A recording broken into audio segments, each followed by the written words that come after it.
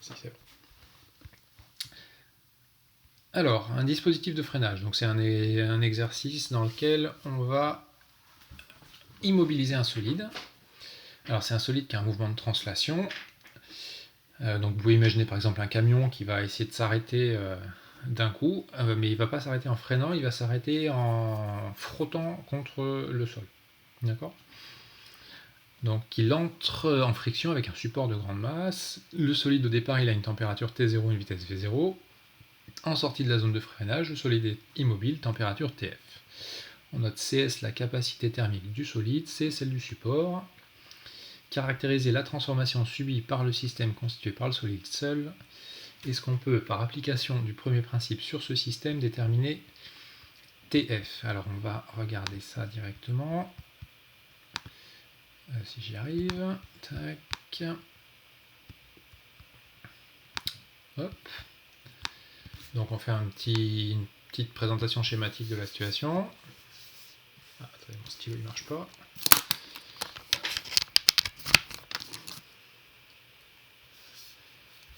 Donc vous avez au départ le solide, mettons qui est là. Donc il arrive avec une certaine vitesse V0 et il arrive ici.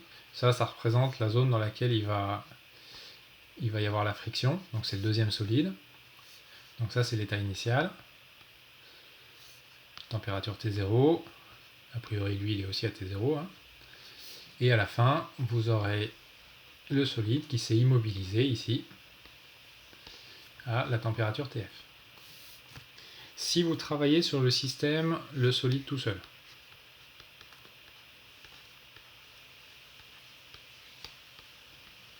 qu'est-ce qui lui arrive?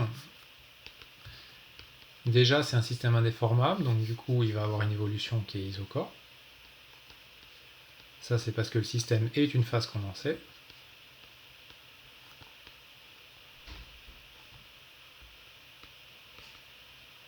Donc du coup, ça c'est assez important parce que du coup, une fois que vous avez dit ça, vous n'avez pas besoin de vous poser la question est-ce que c'est monobar, isobar, sur la partie ce qui se passe au niveau de la pression pour une isochore, c'est pas la peine de s'en préoccuper parce que vous savez que maintenant que le travail le nom d'une isochore, c'est 0. Ensuite, le solide, il va arriver en contact avec cette zone-là, ici. Et donc, ce qui va se passer, c'est qu'il va y avoir sans doute un échange thermique du fait de la friction. Alors, est-ce qu'il va y avoir un chauffage ou un refroidissement? A priori, on s'attend plutôt à ce qu'il y ait un chauffage, vu que ça frotte. Donc, on va marquer un chauffage. Qu'est-ce qui va se passer? Donc là, le solide il va s'arrêter et à la fin, il va y avoir homogénéisation de la température. Donc c'est une transformation qui peut se faire en deux temps. Premier temps, le solide s'arrête. Deuxième temps, la température s'homogénéise jusqu'à ce qu'il y ait TF ici et TF ici aussi. Donc si vous écrivez le premier principe pour ce système-là, qu'est-ce que ça va donner?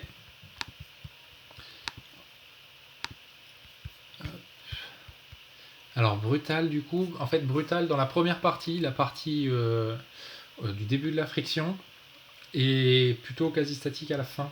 Une fois que le solide, si vous voulez, il y a un moment où le solide il va être immobile, mais pas encore thermalisé. Alors, et oui, en plus on peut imaginer une situation où on freine très progressivement.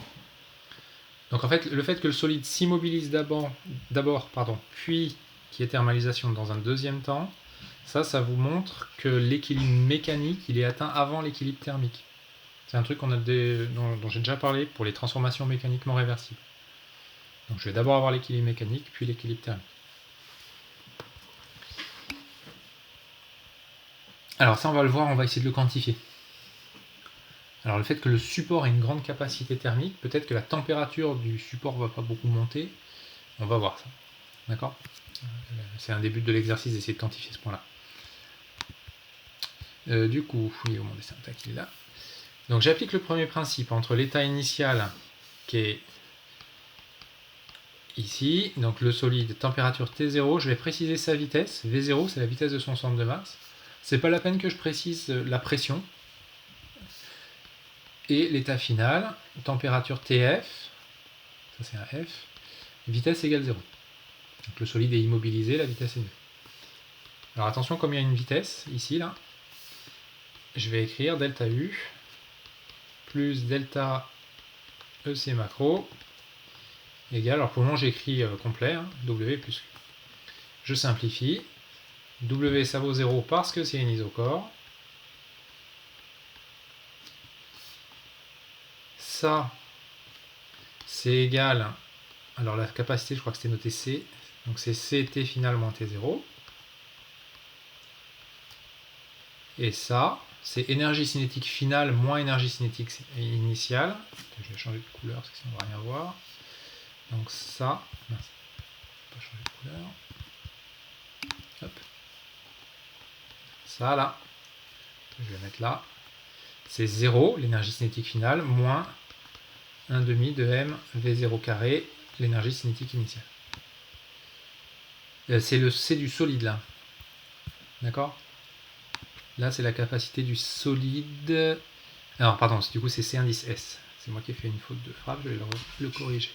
Là, c'est C solide. Ok? Donc, dans le premier principe, vous pouvez exprimer ce terme-là.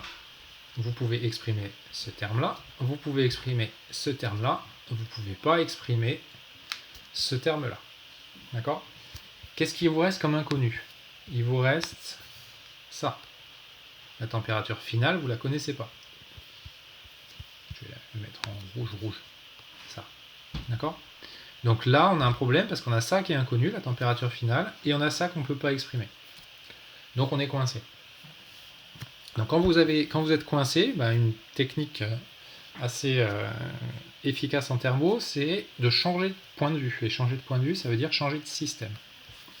Donc au lieu de travailler sur le système le solide, on va travailler sur le système solide plus le support. Ah, attendez, ça fait un truc qui n'était pas du tout prévu, ça. Hop. Ouais, c'est mieux là. Hop. Donc maintenant, on change, donc c'est la question 2, et on travaille sur le système le solide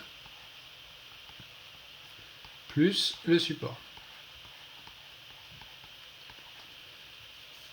Donc l'état initial, c'est pour le solide,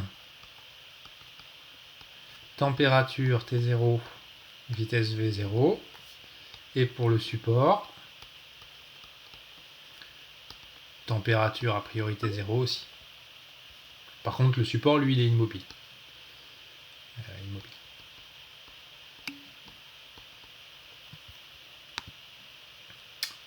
Q, c'est pas le même pour les deux systèmes. En fait, le transfert thermique, il dépend du système que vous étudiez. Donc là, si je travaille sur le système et solide et support, ce qui va m'intéresser, c'est le transfert thermique avec l'extérieur. Alexis, pourquoi le support est à T0? Parce que vous supposez qu'au départ, il y a une bonne thermalisation d'ensemble. Donc par exemple, vous pouvez imaginer que le solide il est en contact avec l'air et que le support il est aussi en contact avec l'air. D'accord? Donc vous pouvez supposer qu'au départ ça a été thermalisé. Mobile. État final. Donc dans l'état final, le solide il va être ATF et il va être immobile. Et le support, il va être aussi ATF. Alors, je reviens sur la remarque d'Alexis. Ce qui va se passer pour de vrai, en fait, c'est que vous allez avoir premier temps le solide qui s'arrête par friction. Deuxième temps, homogénéisation de la température entre le solide et le support qui amène le tout à ATF. Troisième temps, encore plus lent, homogénéisation de la température entre solide, support et l'extérieur, l'air ambiant, qui va vous ramener à la température de l'air ambiant. D'accord? Et donc nous, on arrête on étudie le moment où la thermalisation solide support est finie, ce qui se fait un peu plus rapidement. Hugo, j'ai répondu juste avant à l'histoire pour T0. Je ne sais pas si ça... Au départ, le support il est aussi à T0 parce que l'ensemble est thermalisé avant le début de l'expérience. Donc ça, c'est l'état final. Qu'est-ce que je mets sur la transformation? L'ensemble solide support, c'est une phase condensée, donc le volume ne va pas changer, donc ça va être isocore.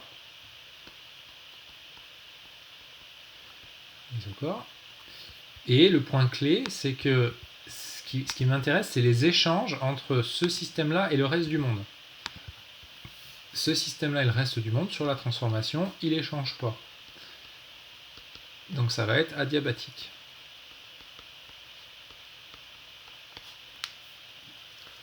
D'accord? Et à partir de là, je vais pouvoir écrire le premier principe au système solide plus support. On va faire de suite. Donc on écrit le premier principe. Donc je vais l'écrire delta U total. Total, c'est pour dire qu'il y a solide et support. Plus delta EC macro total égale W total plus Q total. Et on va rayer. Ça part parce que c'est adiabatique. Ce qu'il faut comprendre, c'est que le transfert thermique de la question 1, c'est un transfert qui se fait entre le solide et le support. Donc il est à l'intérieur de ce nouveau système, à cause du plus qui est ici. Donc je ne le prends pas en compte dans le système solide plus support. Pourquoi c'est adiabatique? Parce qu'il y a... En fait, ce qui se passe, c'est que les seuls échanges thermiques, ils se font avec l'air. Et l'air a une particularité, c'est que c'est un assez bon isolant thermique. Donc il va y avoir des échanges. En fait, il faudrait qu'ici, je prolonge ma flèche, d'accord, pour atteindre T0 à la toute fin. Mais cette partie-là, je m'y intéresse pas. Donc je m'intéresse, en fait, si vous voulez, j'arrête l'expérience au moment où le solide s'est immobilisé et où il s'est thermalisé avec le support avant que les échanges se fassent avec l'air ambiant. Ok? Donc Q égale 0 parce que c'est adiabatique. Et W total, ça, c'est aussi 0. Ça, c'est parce que c'était isochore. Donc du coup, vous vous retrouvez avec une énergie totale qui ne varie pas. Alors ensuite, comment on va se servir de ça? L'énergie interne, on sait que c'est extensif. Du coup, U total, c'est U du solide plus U du support. Et je calcule la variation de ce truc-là. L'énergie cinétique macroscopique, bah ça c'est comme tout à l'heure. C'est énergie cinétique finale moins énergie cinétique initiale. Énergie cinétique finale 0, 0. Énergie cinétique initiale, il n'y a que le solide qui a une énergie cinétique initiale. Donc ça me fait moins 1,5 de M V0 carré. Et tout ça, ça fait 0. Deuxième étape, au lieu d'écrire delta de U solide plus U support, je l'écris comme ça, delta U solide plus delta U support. Moins 1,5 de M V0 carré égale 0. Et c'est là que maintenant, je vais expliciter chacune des variations d'énergie interne en disant les deux systèmes sont tous les deux des phases condensées. Donc on va faire ça là.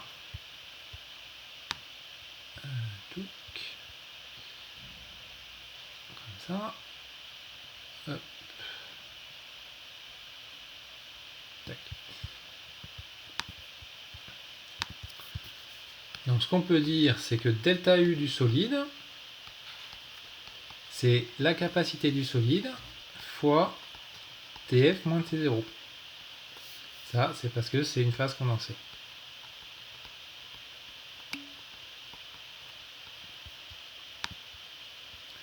Alors EC macroscopique, vous calculez l'énergie cinétique du support. Donc le support, son centre de masse ne bouge pas. Donc il n'a pas d'énergie cinétique ni à l'état initial ni à l'état final. Et vous calculez l'énergie cinétique finale du solide moins l'énergie cinétique initiale du solide. À la fin, le solide ne bouge pas, il est immobile. Initialement, le solide il a un mouvement de translation à la vitesse V0, donc son énergie cinétique c'est 1,5 de mV0 carré. Ok? Donc du coup, delta U du solide égale CS TF moins T0. Delta U du support, c'est C du support TF moins T0. Pour le même argument. Qu'est-ce qu'on a qui est à expliciter? On a juste TF à expliciter. Et bien là, on n'a plus qu'à poser le calcul. Et donc du coup, ça va nous donner quoi? Alors je peux factoriser TF moins T0. Donc je vais avoir C plus CS facteur de TF moins T0 moins 1 demi de mv0 carré égale 0. Et j'en déduis que TF, ça fait, donc je passe de l'autre côté, mv0 carré sur 2c plus cs plus T0. Et là, j'ai réussi à exprimer la température finale. Ok? Alors après, on peut exprimer avec la capacité massique. Donc maintenant, on va simplifier. Alors, on va s'en servir pour la n. Donc C, ça vaut 100 fois CS. Donc du coup, et... Alors attendez, on va faire ça. Donc on va remplacer... c'est où? Là, tac. Donc C, ça fait 100 fois CS. Du coup, je vais effacer la suite là, parce que sinon ça va pas être pratique. Hop.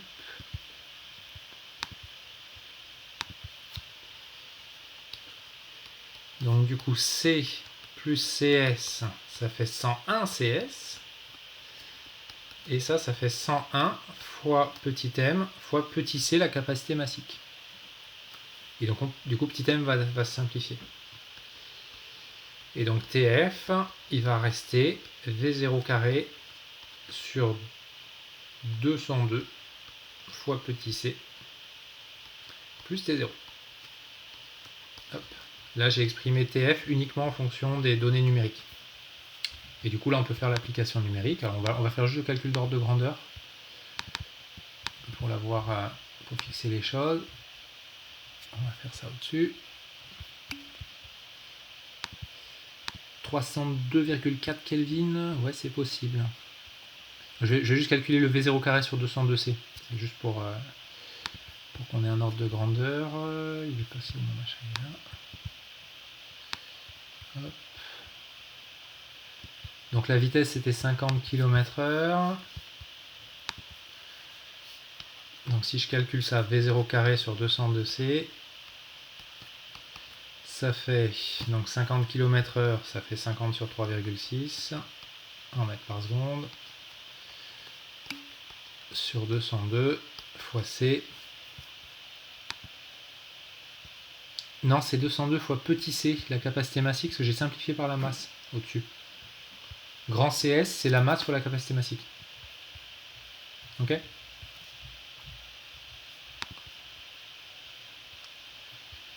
Et petit c, c'était 0,39. Voilà, donc ça vous fait ça comme calcul. Calculer ça de tête, ça fait combien ça? Donc ça va faire sur 80. Ça va faire...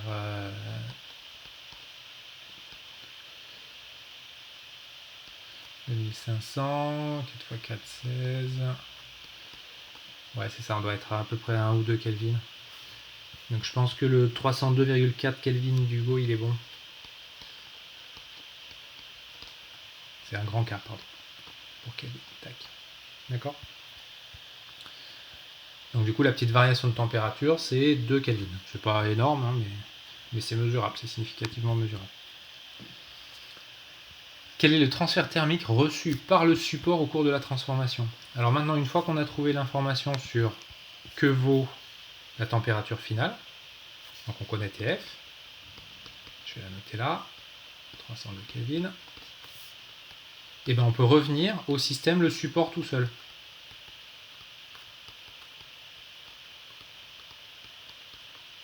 Et on fait le premier principe sur le support.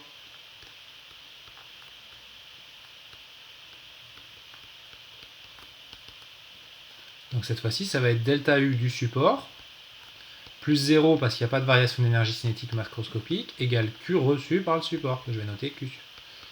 Plus 0 parce que c'est isocore. Donc là, vous voyez, je suis allé déjà un tout petit peu plus vite. Delta U du support, on l'a déjà écrit tout à l'heure. Donc là, il va me rester quoi? Il va me rester C TF moins T0 égale Q du support. Et donc du coup, vous allez pouvoir calculer Q du support.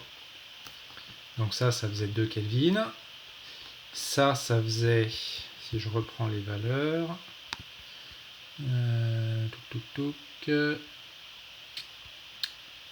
ça faisait 100 fois CS. Et la masse, c'était 1 kg. Donc ça, c'est 100 fois petit m fois petit c fois 2. Et donc, on fait l'application numérique. 94 joules, c'est bien, il y en a combien travaillé? Allez, 94 joules. Hop. Et donc, oui, Q solide égale moins Q du support. Ça, c'est une bonne remarque. On n'avait pas un terme en lien avec l'énergie cinétique. Non, parce que là, le système, c'est le support. Donc, pour le système support tout seul, il n'y a pas de variation d'énergie cinétique. D'accord? Par contre, effectivement, Q du support, c'est moins Q du solide. Parce que le support, il reçoit un transfert thermique. Ce transfert thermique, il vient de qui? Il vient du solide qui est en train de freiner. Donc, c'est un transfert du solide vers le support. Donc, effectivement, on peut écrire Q reçu par le solide égale moins Q du support. Et donc, maintenant, une fois qu'on a vu ça, Q du support, c'est positif. Q du solide, ça va être négatif. D'accord? Donc finalement, le solide, il cède de l'énergie au support. Et le support, lui, reçoit de l'énergie. Donc le support se réchauffe parce qu'il reçoit de l'énergie. Et alors le solide, il fait un truc qui est vraiment paradoxal. C'est comme il cède de l'énergie, en fait, ce serait un refroidissement si je cède de l'énergie. Mais pourtant, sa température augmente quand même. Pourquoi? Parce qu'il y a le terme cinétique qui entre en jeu aussi. Voilà, donc ça c'est un exemple d'exercice d'application du premier principe dans lequel il faut découper un système en deux parties en fonction de la question qu'on vous pose et dans lequel il faut faire attention à la présence du terme cinétique. Alors c'est assez rare qu'il y ait la présence du terme cinétique, mais dans ce cas-là, c'était important. Alors, dernière situation qui m'intéresse pour le moment, hop, c'est... Donc celle-là on l'avait déjà faite hier, c'est celle-là, c'est la détente de Joule-Gay-Lussac. Alors ça c'est une expérience qui est une expérience historique, qui est une expérience importante parce que c'est une expérience qui est à la base des procédés de liquéfaction des gaz, donc des procédés de liquéfaction industrielle. Alors le principe est le suivant, vous avez deux énormes boules, là, je ne sais pas si vous arrivez à bien les voir. Si vous regardez de près sur les deux énormes boules, vous devez voir qu'à l'intérieur de chaque grosse boule, il y a plusieurs petites boules. Donc en fait chaque grosse boule, ça contient un vide assez bon, et à l'intérieur de chaque petite boule, on va pouvoir mettre du gaz. On va pouvoir, donc les toutes petites boules, je vais vous les représenter, elles sont là en fait. Et ici, comme ça. D'accord? Donc vous allez pouvoir remplir du gaz, en l'occurrence on va mettre du gaz dans cette zone-là. Et ici vous avez des systèmes avec des petits robinets. Alors on en voit un ici, là. Donc au départ, vous pouvez faire en sorte d'avoir... Il y en a un autre qui est par là aussi. Non, ça c'est une fixation. Donc au départ, vous pouvez faire en sorte d'avoir du gaz dans cette zone-là. Et dans la zone de droite, vous faites un vide. Et au départ, vous faites quoi? Vous ouvrez le robinet et le gaz va partir, et va remplir cette zone-là aussi. Et vous mesurez la température finale. Donc c'est ce qui est représenté schématiquement juste en dessous. Donc les traits un peu épais, ça représente des enceintes calorifugées. Pourquoi est-ce qu'on peut dire que les enceintes sont calorifugées? Parce qu'en fait elles sont séparées de l'air par ici du vide. Et le vide c'est un isolant thermique. Donc même s'il y a de l'air ici, il y a du gaz à l'intérieur, il y a du vide entre les deux couches. Donc c'est un bon isolant thermique. Alors on ouvre le robinet et on l'ouvre de la façon la plus lente possible, de façon à ce que ça coûte rien en termes énergétiques d'ouvrir le robinet. Le gaz de gauche diffuse dans la partie droite et on mesure la température finale avec un thermomètre qui est représenté ici à gauche et à droite. En travaillant sur le système contenu des deux compartiments, montrer que la détente est iso-énergétique. Donc iso-énergétique, ça veut dire que l'énergie ne change pas. Ici, l'énergie, par abus de langage, c'est l'énergie interne. En thermo, l'énergie, ce qui nous intéresse, c'est l'énergie interne. Ou l'énergie totale, ça marche aussi. Alors on y va, on travaille sur le système les deux gaz, ce que j'ai fait ici. Donc ce système, il est délimité par des parois rigides. Donc l'évolution de ce système, ça va être une isocore. Ce qu'il faut comprendre, c'est que là, le système, c'est le gaz plus le vide. Donc le volume du système, c'est V1 plus V2. D'accord? Là, j'ai V égale, ça, égale V1 plus V2. Donc si l'évolution est isocore, le travail, il vaut 0. Et les parois, elles sont calorifugées, le transfert thermique, il vaut 0. J'applique le premier principe, il n'y a pas de variation d'énergie cinétique macro, j'aurais pu le marquer d'ailleurs. 0 plus delta U total égale W plus Q égale 0. Donc l'énergie totale se conserve. Ensuite, ce que je dis, c'est que moi, ce qui va m'intéresser, c'est essentiellement ce qui se passe pour le gaz. Donc je vais utiliser l'extensivité de l'énergie interne en disant l'énergie totale, c'est l'énergie du gaz, plus ce que j'appelle l'énergie du vide. C'est fréquent quand on demande iso-énergétique que ça fasse 0. Alors, c'est la variation qui fait 0, hein. C'est pas l'énergie qui vaut 0, c'est la variation qui vaut 0. D'accord? Alors isocore, delta V égale 0, isobar, delta P égale 0, iso-énergétique, delta U égale 0, isotherme, delta T égale 0. D'accord? Le iso, c'est même. Donc ça veut dire iso-énergétique, c'est même énergie à la fin et au début. Ok? Alors donc du coup là j'ai fait l'extensivité, alors c'est un peu bizarre parce que j'ai fait intervenir ce truc là, qui est l'énergie de la partie qui correspond au vide. Sauf que l'énergie interne, on a vu que c'était lié à l'agitation thermique, et comme là il n'y a pas d'agitation thermique parce qu'il y a du vide, bah, ça vaut 0.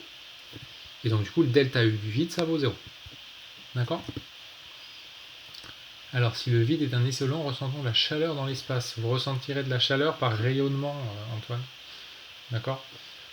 Sauf que je vous conseille, si vous allez dans l'espace, de vous protéger du vide extérieur avec un truc qui s'appelle un scaphandre, parce que sinon vous aurez un autre problème. Et donc la chaleur que vous ressentirez, c'est juste la chaleur que vous dégagez, qui est contenue dans le scaphandre. Ok? Et Charles, indéformable égale isocore, oui. Là ça marche.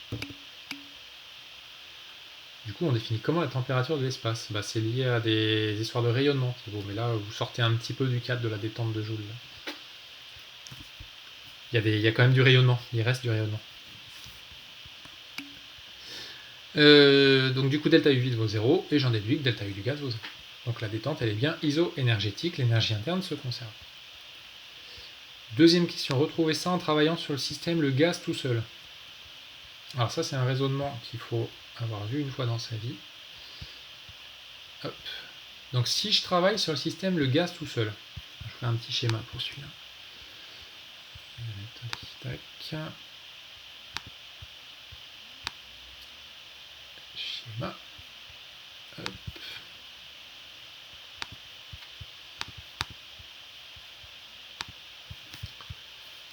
Donc au début, le gaz, il est dans l'enceinte de gauche.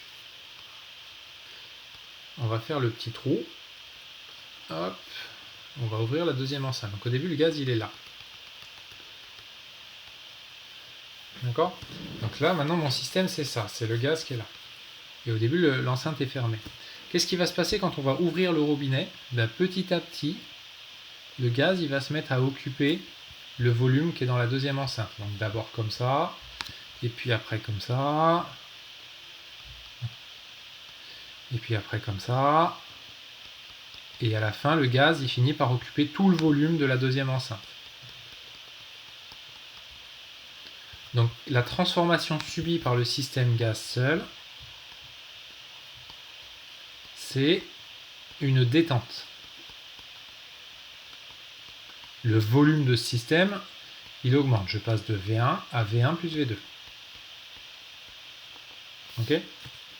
Est-ce que c'est adiabatique? Réponse oui, parce que les parois, ce qui délimite votre système, il y a deux choses. Il y a les parois qui sont ici, qui sont calorifugées, et il y a ici l'interface entre l'air là qui est dans cette partie-là et le vide qui est de l'autre côté. Donc quand le gaz il est en train de diffuser dans la deuxième paroi, à gauche il y a du gaz, à droite il y a du vide. Donc ça va bien être adiabatique. Donc ça c'est parce que les parois sont calorifugées.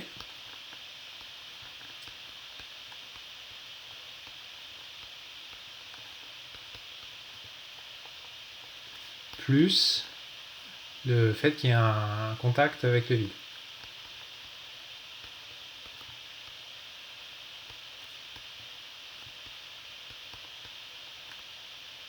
Ok. Donc c'est adiabatique. Donc Q vaut 0.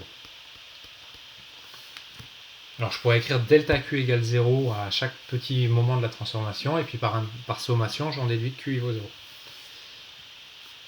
Quand je vais calculer le travail,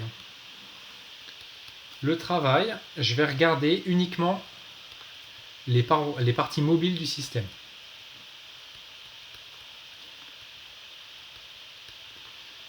Elle est où la partie mobile du système? Je vais la dessiner comme ça. Par exemple, c'est cette paroi-là. Donc c'est une paroi qui est une paroi fictive. Hein. C'est une paroi qui délimite le gaz qui est à l'intérieur, ici, du vide qui est de l'autre côté. Et c'est cette paroi qui est en train de s'étendre. Donc je vais dire, c'est la somme de l'état initial à l'état final de moins P extérieur dV.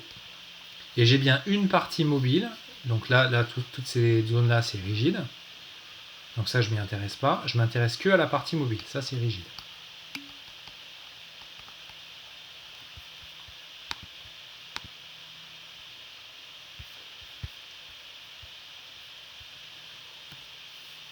Alors en fait, le volume, pourquoi le volume ne change pas dans l'autre enceinte? En fait, ce qui est important, c'est le système que vous avez défini. Votre système, c'est le gaz tout seul. Donc l'autre enceinte, en fait, elle fait pas partie du système au début du problème. D'accord? Elle va faire partie du système seulement à la fin. Et moi, ce qui m'intéresse, c'est le volume de ce système-là. Et l'autre enceinte, le noir, c'est aussi rigide. Par contre, entre le moment où j'ouvre le robinet et le moment où le gaz occupe toute la partie noire, il y a bien un moment où le gaz il prend de plus en plus de volume. Donc le volume du système il change pas, le volume du système il change, le volume de l'enceinte ne change pas. Ça répond à votre question, Étienne, ou quoi?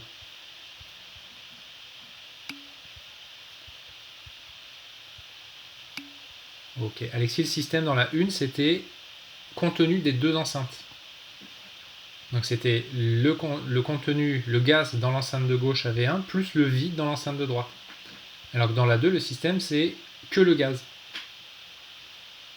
D'accord? Donc dans la 1, mon système, son volume ne change pas. Dans la 2, le volume de mon système change.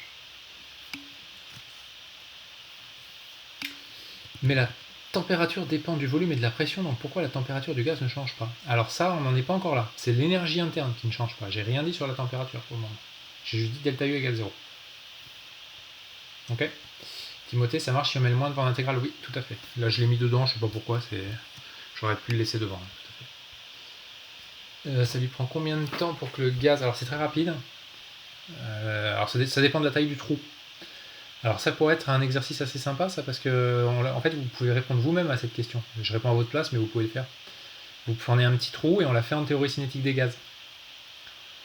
D'ailleurs, ça peut faire un bon exercice de révision, ça. Trouvez-moi le temps nécessaire pour que la partie de gauche diffuse dans la partie de droite. Vous l'avez fait en théorie cinétique des gaz dans le chapitre 20. Ok, je vous laisserai essayer de le faire. Alors attention, il y a un piège. On avait fait un problème avec un trou dans une cabine avec le gaz qui sortait dans l'espace. Là, il y a du gaz qui peut aller de droite à gauche aussi. Donc c'est un peu plus technique. Mais c'est un exercice qui se fait bien. Du coup, on a exprimé le travail. Sauf que ce truc-là, P extérieur, c'est la pression de l'autre côté de la partie mobile. Donc c'est pas la pression n'importe où, c'est la pression par exemple qui s'exerce ici, à cet endroit-là, ou alors ici,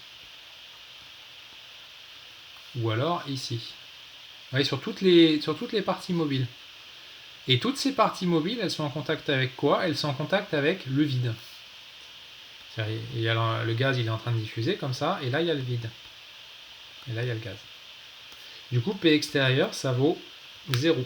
Vous avez fait ce qu'on appelle une détente dans le vide, et donc vous devez sommer 0 fois dV. Vous en déduisez que le travail, il vaut 0. Faire une détente dans le vide, ça coûte rien, en fait. Le gaz, il va se détendre tout seul, sans avoir besoin ni d'apporter, ni de céder du travail. Le travail vaut 0. Alors du coup, si on revient au poly,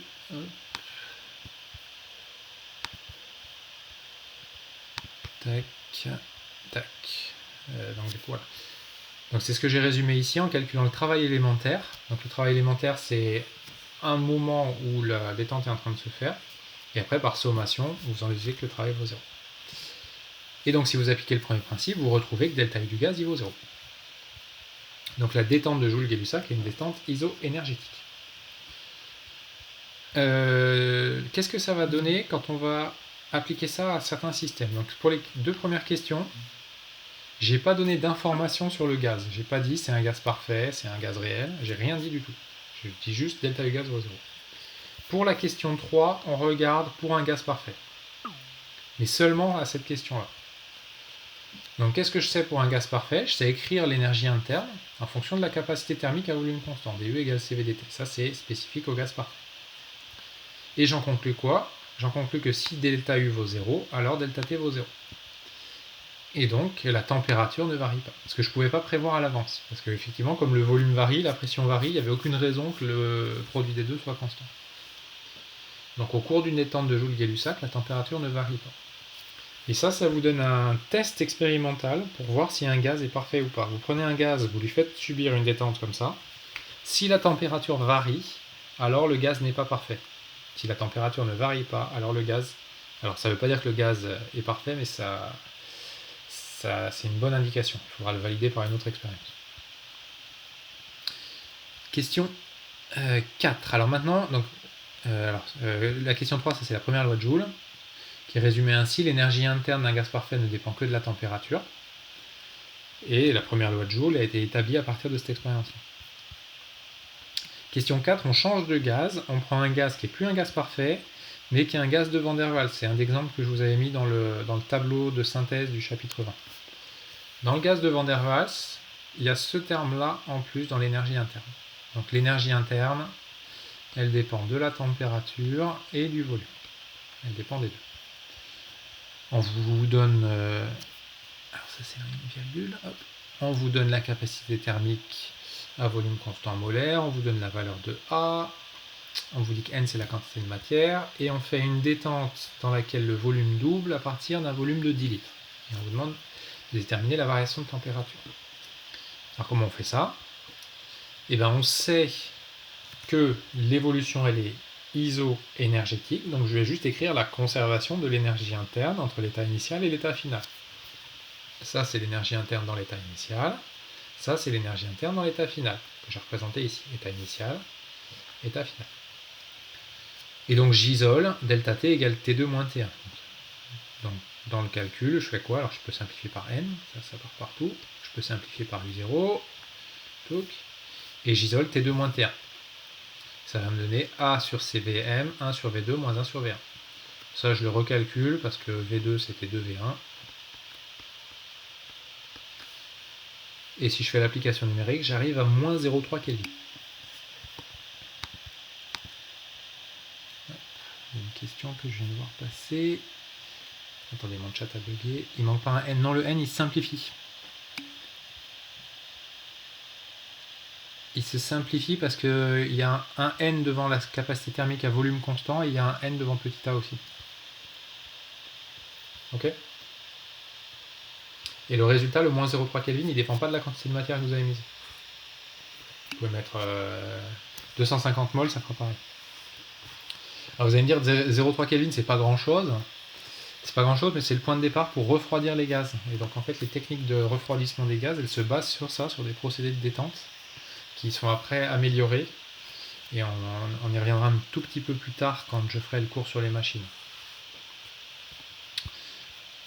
Voilà, donc là on a balisé un plusieurs situations d'application du premier principe, soit avec des systèmes avec des gaz. Donc j'ai fait des exemples où il n'y avait que des gaz, c'était les activités 6 et... Attendez que je revienne en arrière. Celle qu'on vient de faire là et celle d'avant, 6 et 7. D'accord? Soit avec des solides, c'était l'activité 5. Et évidemment, vous allez avoir des cas où il y aura un bout de gaz, un bout de solide. Ou alors un bout de gaz, un bout de liquide. Mais les méthodes restent les mêmes. D'accord? Lucas, mais le volume du gaz change, donc pourquoi W égale 0? W égale 0 parce que vous faites une détente dans le vide. C'est parce que P extérieur vaut 0. Attention Bilal, c'est pas P qui vaut 0, c'est P extérieur qui vaut 0. Et là, la distinction entre P extérieur et P, elle est essentielle. La pression du gaz n'est pas nulle, mais sa pression extérieure est nulle. Donc c'est pas une transformation mécaniquement réversible. Ok. Donc du coup, là en fait, à partir de maintenant, vous avez les outils pour résoudre n'importe quel exercice avec le premier principe. Et donc ce qu'on va faire, c'est qu'on va tout de suite compliquer un peu les choses, parce que sinon ce sera trop facile. Donc la thermo, c'est basé sur le premier principe, et c'est basé aussi sur le fait qu'il y a beaucoup d'expériences qui se font avec un des paramètres qui est fixé. Le paramètre qui est souvent fixé en thermo, c'est la pression. Pourquoi? Parce qu'il y a beaucoup d'expériences qui se font par exemple au contact avec l'air ambiant, qui est à la pression ambiante, pression atmosphérique.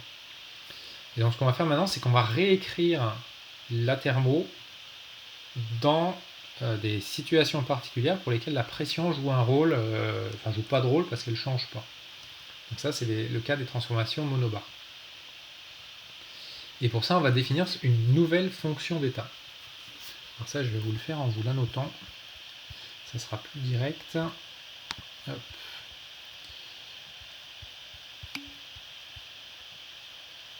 Comment on interprète le résultat de l'activité? On interprète le résultat de l'activité en disant qu'un gaz qui se détend voit sa température baisser. Alors le fait que sa température baisse, ça veut dire que globalement l'agitation thermique baisse. D'accord? Et pour le gaz parfait, le fait que la température ne baisse pas, en fait ça se comprend assez bien parce que finalement dans un gaz parfait, la vitesse quadratique moyenne, elle ne va pas dépendre du volume disponible.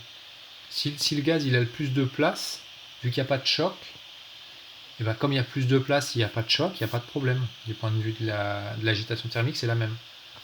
C'est pour ça que la température du gaz parfait, elle ne change pas microscopiquement. Alors que dans un gaz de Van der Waals, la contribution du terme moins Na sur V fait qu'il va y avoir quand même un petit effet. Alors l'enthalpie. On commence par écrire une transformation particulière qui est la transformation monobar. Alors je vous rappelle ce que c'est ça. Donc vous prenez un système que vous caractérisez par son état initial, il va subir une transformation vers un état final. État initial, état final, la boîte ça représente toujours le système. Le système dans son état initial, il a une température TI, un volume VI, une pression PI. État final, température TF, volume VF, pression PF. Je vais supposer qu'il y a bien équilibre mécanique,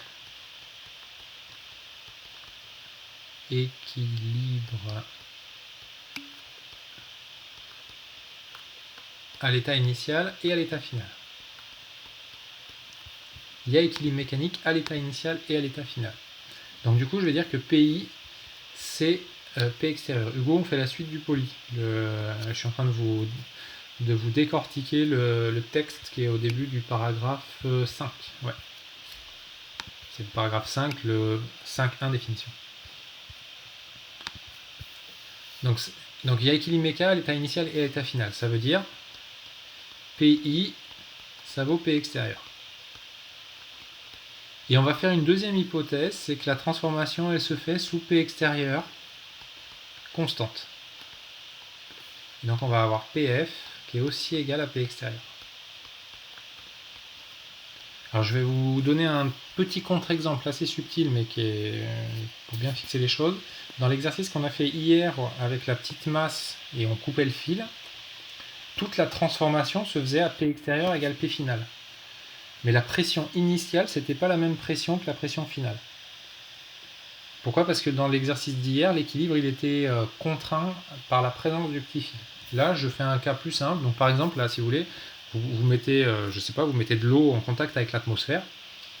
Vous faites chauffer de l'eau, vous faites ce que vous voulez, mais vous êtes en contact avec l'atmosphère au début et à la fin. Vous avez fait ce qu'on appelle une transformation monobar. Ça, c'est un cas qu'on a déjà traité quand on a calculé les travaux. Donc on va bêtement appliquer le premier principe.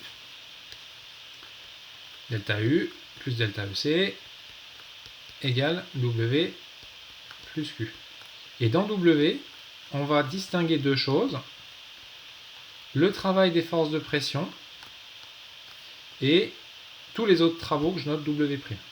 Donc les autres travaux, ça peut être un travail électrique, ça peut être la présence de pales d'une turbine, ça peut être tout un tas d'autres choses.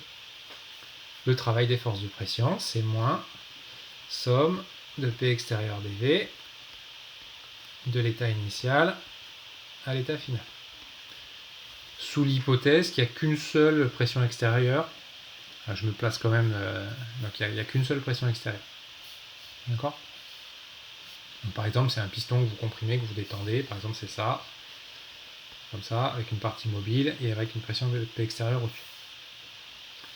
Sauf que comme c'est monobar P extérieur, je peux le sortir. Donc ça on l'a déjà fait. Donc vous allez obtenir moins P extérieur, V final, là je suis coincé, moins V initial. Ok? Le W en bas, c'est tous les travaux qui ne sont pas les travaux des forces de pression. Donc là je suis en train de construire un raisonnement qui est un petit peu le même que le raisonnement que j'avais fait quand j'ai introduit l'énergie mécanique. On avait commencé par calculer tous les travaux, et puis après on avait ciblé certains travaux particuliers pour lesquels on avait introduit la notion d'énergie potentielle. Là je fais pareil, sauf que le travail que je cible, c'est le travail des forces de pression. Uniquement pour cette transformation monobar. Donc du coup si je réécris ça, je peux le réécrire U final moins U initial, plus EC macro final moins EC macro initial, égale moins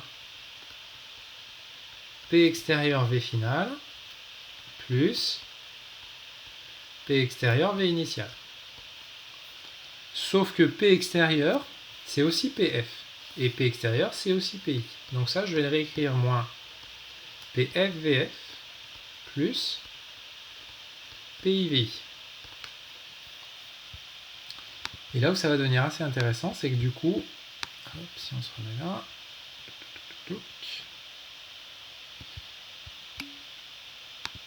il manque quelque chose. Oui, il manque. Attendez, j'ai pas fini de réécrire. Et là, il manque effectivement plus Q plus W'. J'avais plus de place.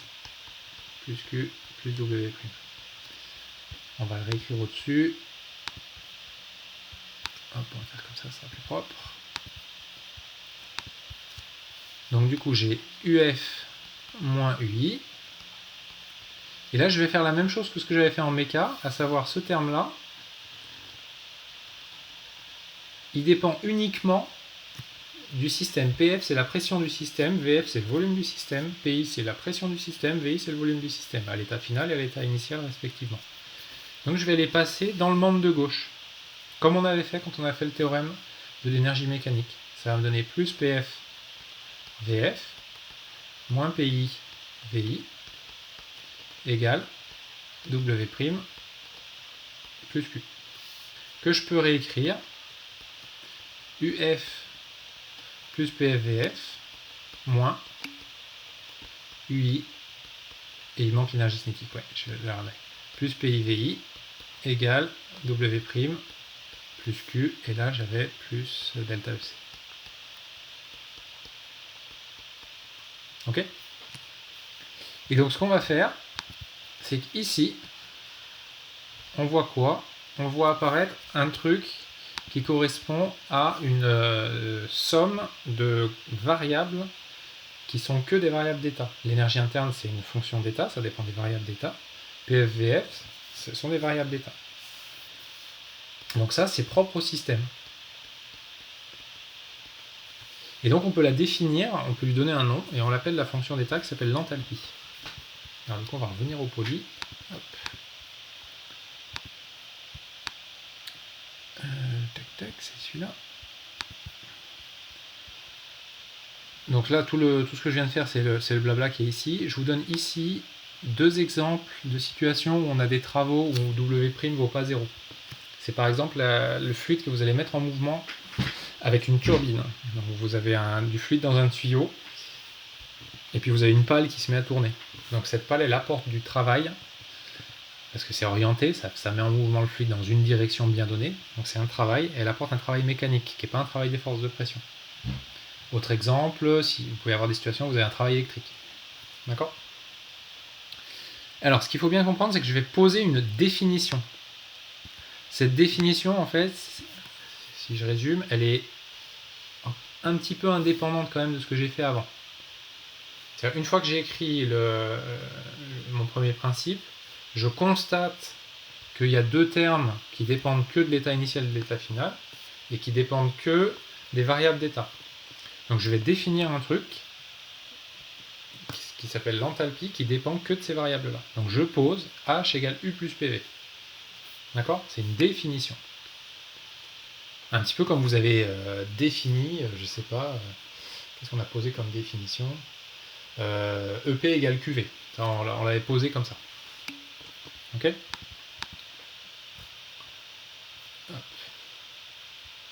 Dans le poly, pourquoi on a enlevé les EC ? Parce que j'ai simplifié, j'ai fait le cas où il n'y avait pas de variation d'énergie cinétique macro. J'ai fait le cas un petit peu réduit. Mais vous pouvez le rajouter. Hein. C'est vrai que là, je l'ai... Non, vous pouvez le remettre là. Il n'y avait pas de raison de l'enlever. Donc rajoutez-le. Ici, là. EC2 moins EC1. Ce terme-là, c'est vrai que... Mince. Ce terme-là, hop, vous le remettez là. Je l'ai simplifié un peu vite. C'est juste qu'il y a quand même beaucoup de situations où il n'y a pas de variation d'énergie cinétique macro. Donc on est assez vite amené à l'enlever.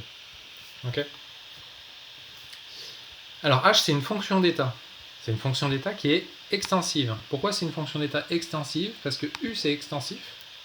Et parce que le produit PV, c'est aussi extensif. Alors ça, on peut le voir, par exemple, on va le voir juste sur nos 2 systèmes limites. Le gaz parfait, PV, c'est nRT, donc ça dépend de N. Et la phase condensée, le volume dépend de la quantité de matière aussi. Donc ça va être extensif. D'accord ? C'est une fonction d'état parce que P, c'est la pression du système. Si vous écrivez U plus P extérieur par V, plus P extérieur V, ce n'est pas une fonction d'état. Une fonction d'état ne s'exprime qu'en fonction des paramètres d'état. Et une fois qu'on a posé ça, on peut réécrire le premier principe, qui s'appelle le premier principe revisité. Oui, bonne remarque, Edine, c'est en joules. Donc U, c'était en joules. Et H, c'est aussi en joules. D'accord ? Donc c'est aussi une forme d'énergie, en fait. Mais c'est une forme d'énergie qui va être adaptée aux situations pour lesquelles vous avez une évolution monobar. Parce qu'en fait, quand vous faites varier l'énergie interne, vous le faites en apportant un travail ou un transfert thermique, sauf que dans tout un tas de situations, l'apport de travail par les forces de pression, vous ne pouvez pas le contrôler. Il est imposé par le fait que votre système il est en contact avec un pressostat. Par exemple, il est en contact avec l'atmosphère. Et donc avec le premier principe, on va réécrire le premier principe pour cacher ce qui se passe du point de vue des forces de pression et l'inclure dans une nouvelle fonction d'état qui est l'enthalpie.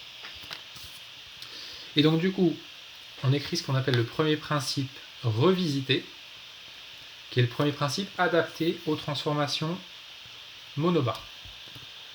Et il s'écrit comme ça, la variation d'enthalpie d'un système lors d'une transformation monobar, c'est ΔH plus ΔEC égale, alors Q indice P pour dire que c'est la pression constante, plus W', où W' est le travail autre que celui des forces de pression.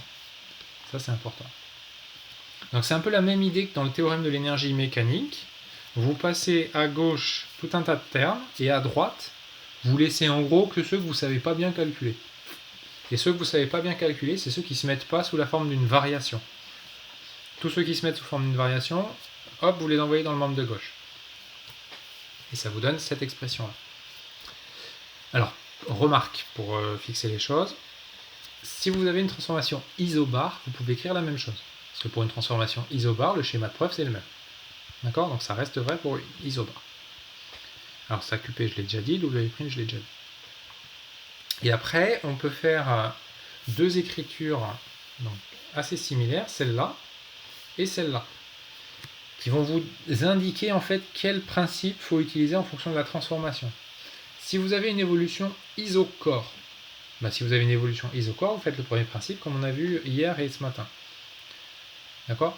Si vous avez une évolution isobar, vous pouvez faire le premier principe ici, mais il faudra calculer le travail des forces de pression. Donc plutôt que de faire ça, hop, vous allez utiliser le premier principe revisité directement. Ça sera plus pratique et ça sera plus rapide. Voilà, donc c'est ce que je voulais poser. Alors du coup, ça décale le problème parce que maintenant il va falloir qu'on arrive à exprimer ce truc-là, à voir comment est-ce qu'on exprime l'enthalpie d'un système. QP, c'est le transfert thermique pour une évolution monobar ou isobar. Donc c'est le transfert thermique reçu par le système. Et c'est indice P juste pour préciser que c'est la transformation isobar ou monobar. Et QV, c'est pareil, c'est le transfert thermique pour une évolution isocore. En général, l'indice en thermo, c'est la variable qui est fixée. Donc si j'écris QP et QV, ça veut dire que P est fixé ou V est fixé. Alors du coup, si je connais H, ce qui est assez important, c'est si vous avez une transformation quelconque, en général, ce qui est compliqué à calculer, c'est le transfert thermique. Pour calculer le transfert thermique, il faut calculer le travail, calculer la variation d'énergie interne et en déduire le transfert thermique. Et finalement, le transfert thermique, il y a deux cas où il se calcule très simplement, c'est ces deux cas-là. Donc si vous connaissez U et que vous savez que l'évolution elle est isocore, le transfert thermique il va être direct. Et si vous connaissez H et que vous savez que l'évolution elle est monobar ou isobar, le transfert thermique il va être direct. Et donc du coup, l'idée, ça va être, on va chercher à exprimer H pour nos systèmes modèles, le gaz parfait et la phase condensée, et comme ça, on aura un moyen de calculer rapidement les transferts thermiques.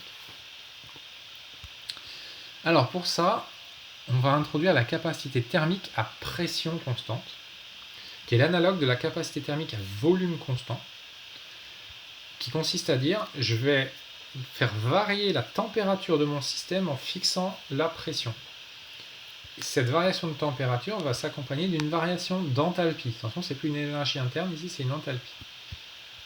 Et cette variation va être proportionnelle à la température via ce coefficient qui s'appelle la capacité thermique à pression constante. Définition mathématique propre de ce truc-là. Cp, c'est la dérivée partielle de H par rapport à la température à pression constante.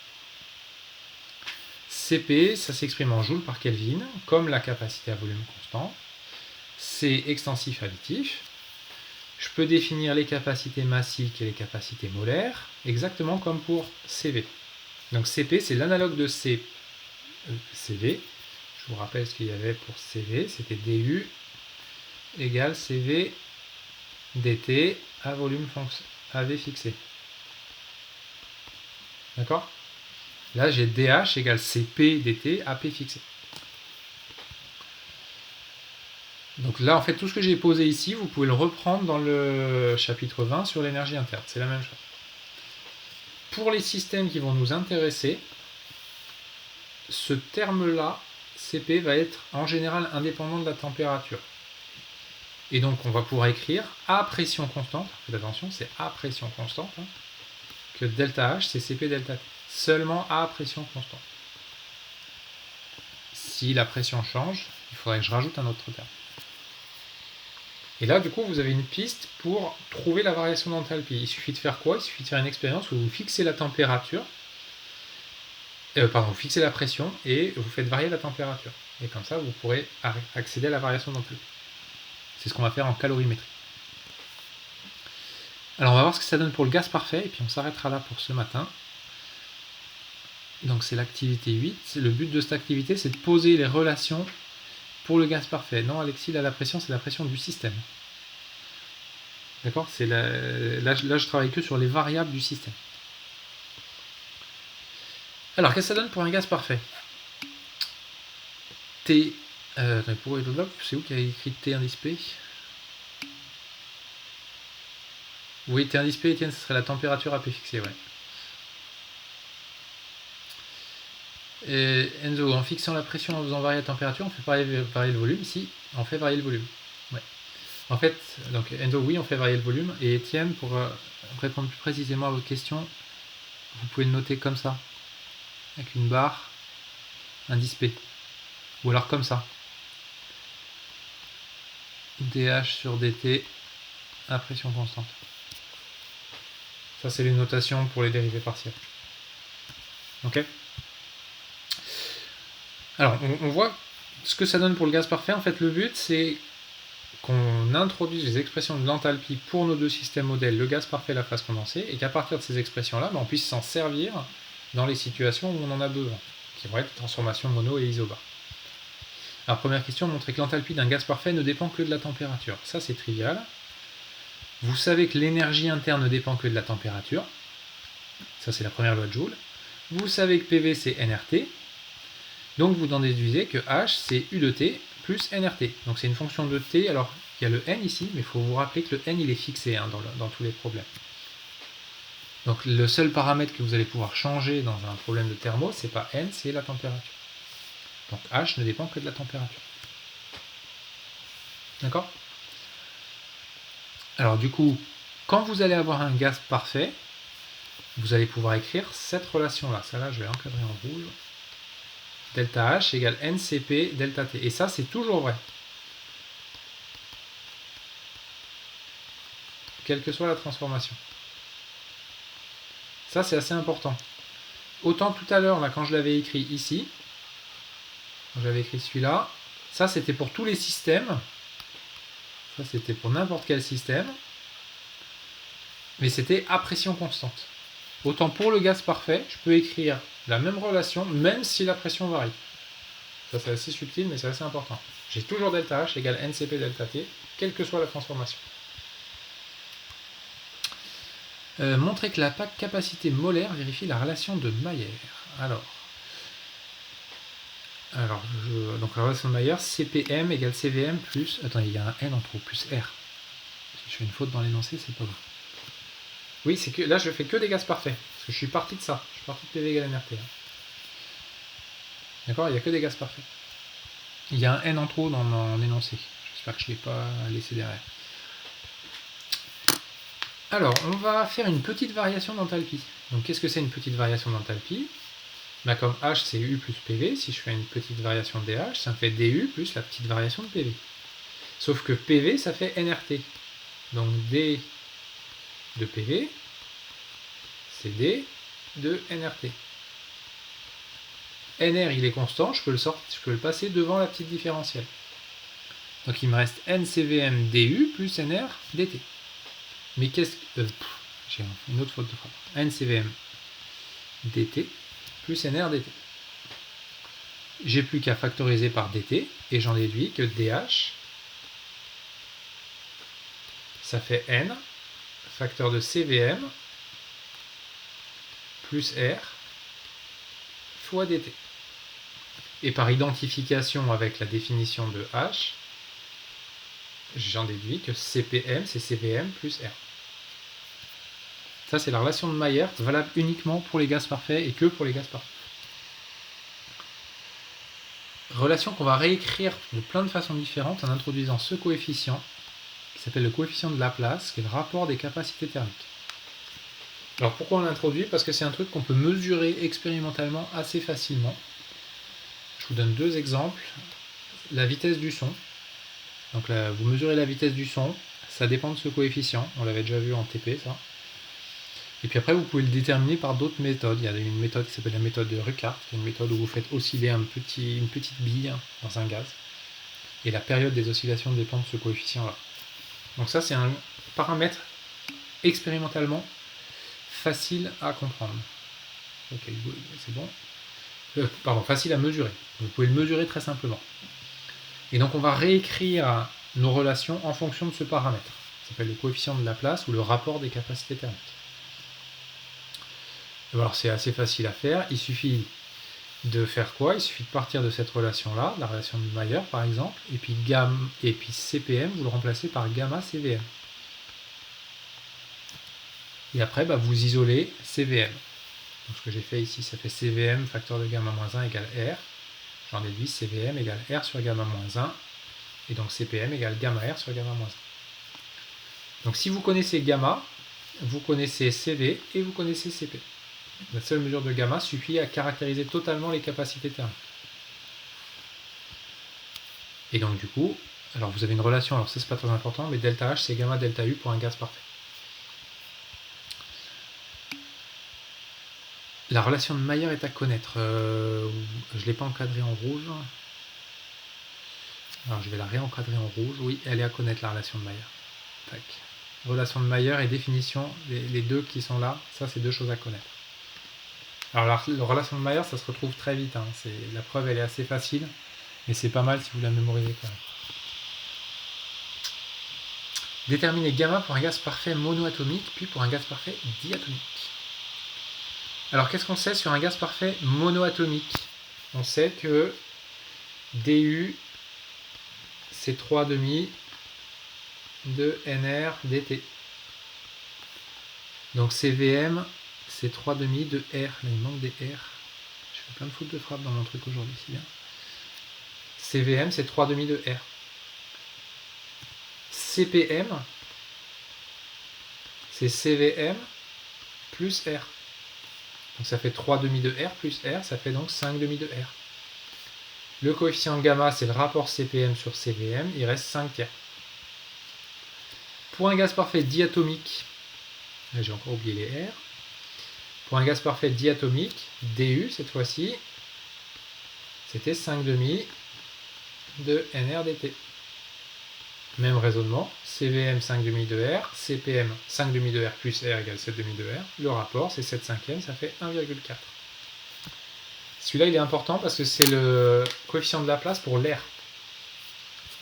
Et donc, du coup, on peut vérifier ça avec la vitesse du son dans l'air.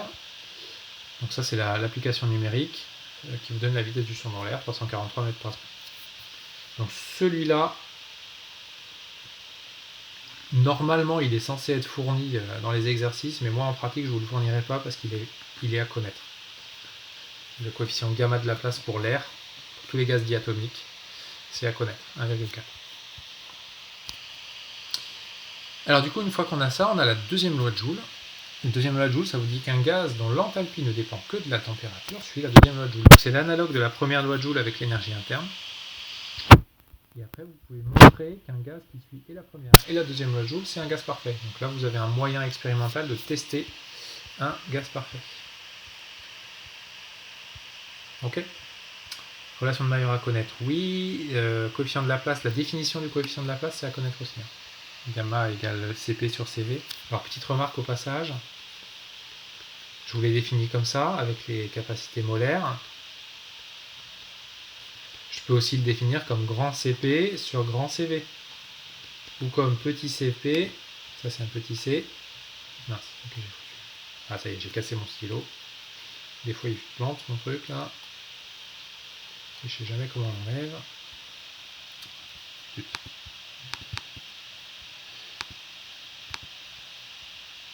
Allez, on va gommer.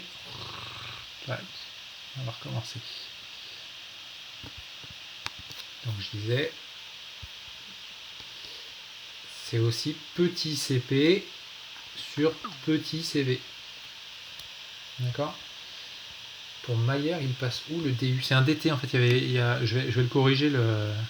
J'ai fait pas mal de petites fautes de frappe. Je m'en suis rendu compte en lisant avec vous. Alors c'était où que j'avais fait une faute de frappe? C'était là. DU là, ça, je le remplace par NCVMDT. Voilà, Alexis vient me répondre. Ok Loïc? Okay. Donc le coefficient gamma, moi je vous l'introduis avec les rapports des capacités molaires. Vous pouvez aussi le voir introduit avec le rapport des capacités tout court ou avec le rapport des capacités massiques, c'est la même chose. Faut pas vous formaliser. Si dans un exercice on vous dit on pose gamma égale grand CP sur grand CV, c'est pas une erreur ni de ma part ni de la part de l'exercice, c'est juste une réécriture de la même chose. Deuxième système modèle, et puis après j'arrête, c'est la phase condensée. Alors pour la phase condensée, ce qu'on sait, c'est que l'énergie interne, on l'avait écrit sous cette forme-là. Donc là, j'ai utilisé des capacités massiques, c'est juste pour vous montrer qu'on peut jongler avec les deux parties. Donc U, c'était M fois C fois T à une constante près. Si je réécris l'enthalpie, donc la définition de l'enthalpie, c'est la même. H égale U plus PV, ça c'est une définition, c'est pas propre au système. Je peux toujours écrire H égale U plus PV. Sauf que ce que je peux faire, c'est que V, je peux le remplacer par son équation d'état, M petit v, où V c'est le volume massique, donc ça veut dire petit v, c'est 1 sur la masse volumique. Et ça c'est une constante. Parce que j'ai une phase condensée. Attention, c'est pas le cas dans un gaz. Hein. Donc du coup, si je veux caractériser la variation d'enthalpie, je vais partir de cette expression-là et je vais faire une petite variation, ce que j'ai écrit ici. Donc ça me fait dH égale mCV dt plus m petit v dp. Donc si je suis à pression constante, je récupère bien dH égale mCV dt plus 0. Or, par définition, à pression constante, on avait défini Cp tel que dH soit égal à mCp dt. Et qu'est-ce qu'on en déduit? On en déduit que pour une phase condensée, Cp égale Cv, que j'ai réécrit ici grand Cp égale grand Cv, ou grand Cvm égale grand Cpm. Et donc du coup, pour une phase condensée, on ne précise plus si c'est à pression ou à volume constant, et on caractérise juste une phase condensée par la capacité thermique ou la capacité calorifique. On ne précise plus à pression ou à volume constant. Ok. Donc là, je vous ai donné quelques valeurs numériques de capacité massique pour différentes phases condensées. Il y en a une à connaître. C'est celle-là, je vous l'avais déjà donnée. Capacité thermique massique de l'eau. 4,97 joules par gramme par Kelvin. C'est une calorie. D'accord. Donc celle-là, elle est à connaître. Alors normalement, elle est quand même censée être fournie, mais il faut vraiment que vous ayez en tête cet ordre de grandeur-là. Parce que sinon, c'est la plus grande capacité que vous allez manipuler. Si je veux calculer une variation d'enthalpie maintenant pour une phase condensée, je ne vais pas forcément évoluer à pression constante. C'est-à-dire quand j'écris ça, ici, là, je me suis explicitement placé dans le cas d'une évolution à pression constante. J'ai fait un cas particulier. Là, dans ce paragraphe-là, je fais un cas général. Cas général. D'accord? Donc on va le faire sur un exemple, qui est l'exemple de l'eau. Volume massique de l'eau dans les conditions usuelles, c'est 1 10-3 m3 par kilogramme. Capacité K18 10 puissance 3 joules par Kelvin par mol. Et on va comparer dans DH les deux termes, le terme en mCdt et le terme en mVdp. Si j'augmente la température de 1 Kelvin, toute chose égale par ailleurs, sans fixer la pression, en fixant la pression, ça m'augmente l'enthalpie de 4180 joules. C'est le cas 18 qui est là. D'accord? Si je veux obtenir la même variation d'enthalpie en changeant la pression, il faut que je fasse un delta P qui vaut 4180 sur le volume massique, ça fait 40 bars. Donc ça veut dire qu'il faut que je fasse une variation de pression énorme pour obtenir le même résultat qu'avec une variation de température toute petite. Et c'est pour ça que ce qu'on retient, c'est en pratique, quand on fait des transformations pas trop grandes, c'est-à-dire quand on part pas de 1 bar à 200 bars, et ben on peut approximer dH à du, ce qui revient à négliger le terme m petit v dp, et dire que ce terme-là, il est négligeable.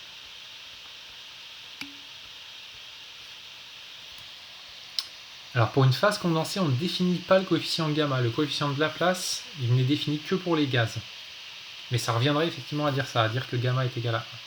Mais il n'est pas défini le coefficient de Laplace pour la phase condensée. D'accord? Cette approximation-là, elle vous dit que vous pouvez approximer l'énergie interne et l'enthalpie. Donc c'est complètement différent. Donc vos deux systèmes modèles vont avoir des comportements complètement différents du point de vue de l'enthalpie. Du point de vue de l'énergie interne, c'est la même chose. Le mCV dt, c'est le même. Par contre, du point de vue de l'enthalpie, il va falloir faire attention. Ça ne va pas être la même chose si vous avez un gaz ou si vous avez une phase condensée. D'accord? Donc si je résume tout ça, on va se mettre un petit dessin pour résumer. Là, mon dessin. Hop.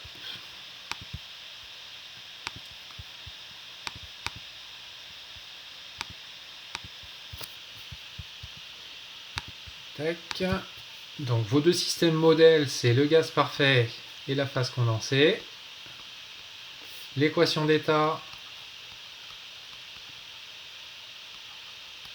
Gaz parfait PV égale nRT, et toutes ces variantes. Hein. Phase condensée V égale constante. Sur l'énergie interne, DU égale grand CV dt. Ça, c'est pour le gaz parfait. Pour la phase condensée, bah pareil, DU égale grand CV dt. Une question qui vient d'arriver. Enzo, en fait, la différence vient du fait qu'une phase condensée est incompressible. Alors, c'est incompressible. Oui, c'est le caractère incompressible qui est important. Donc, en fait, le caractère incompressible, il se voit dans l'équation d'état, dans V égale constante. Mais là, le problème, c'est que même si c'est incompressible, je peux changer la pression. La conséquence de l'incompressible, c'est quand je fais varier la pression, le volume ne change pas. Donc je peux quand même avoir un dP. Donc c'était pas du tout évident que DU était égal à DH pour la phase condensée, parce que j'avais quand même le terme en dP. D'accord? Et c'est le préfacteur devant qui fait qu'en général, DU il est à peu près égal à DH. Donc pour l'énergie interne, DU égale CVdt pour le gaz parfait. Pour la phase condensée, je vais noter DU égale CDT, sans préciser le volume. Alors, donc pour l'enthalpie, pour le gaz parfait, ça va être DH égale CPdt.